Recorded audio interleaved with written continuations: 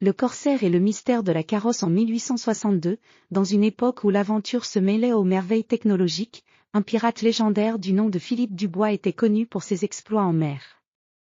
Mais ce que peu savaient, c'est que le capitaine Dubois nourrissait un rêve audacieux, découvrir le mystère d'un carrosse fabuleux dont on disait qu'il possédait des propriétés extraordinaires.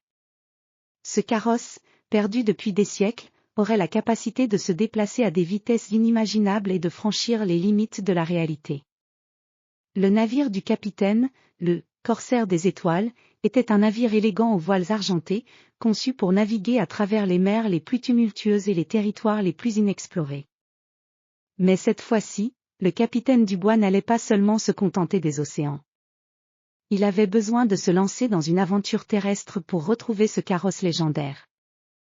Le voyage commença par une traversée des mers jusqu'à un port mystérieux sur la côte de l'Orient, où les rumeurs sur le carrosse étaient les plus fréquentes. Le capitaine Dubois et son équipage, vêtus de leurs plus beaux habits de pirates, descendirent du navire et s'aventurèrent dans les rues labyrinthiques de la ville portuaire. Les marchés étaient animés, remplis de trésors exotiques et d'artefacts anciens, tandis que les ruelles étroites débordaient de mystères et d'histoires anciennes. Les informations sur le carrosse étaient fragmentaires, dispersées parmi les contes des marchands et les légendes des habitants. Le capitaine Dubois, avec son flair pour l'aventure, réussit à découvrir un indice précieux, une ancienne carte qui menait à un monastère caché dans les montagnes, où le carrosse serait censé être caché. Le chemin vers le monastère était ardu et parsemé de défis.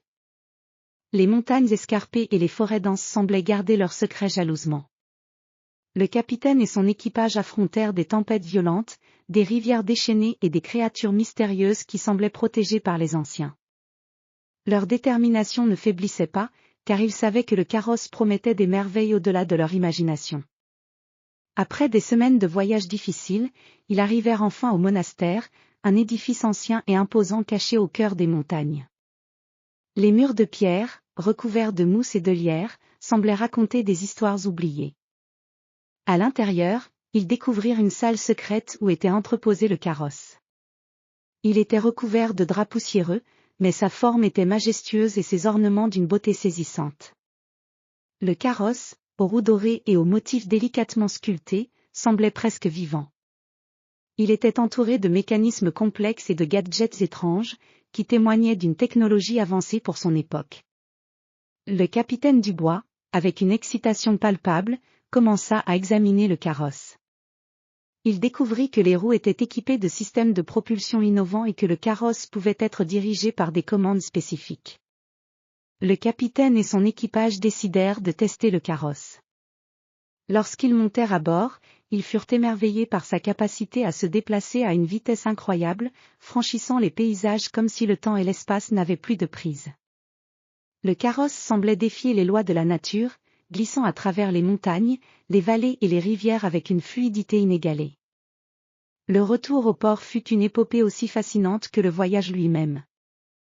Les habitants et les marchands, stupéfaits par la vue du carrosse fantastique, affluèrent pour admirer le chef-d'œuvre. Le capitaine Dubois, satisfait de son exploit, savait qu'il avait découvert quelque chose de plus grand que le trésor matériel.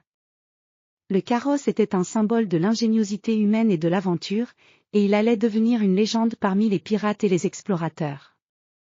Ainsi se conclut l'aventure du capitaine Philippe Dubois et de son équipage.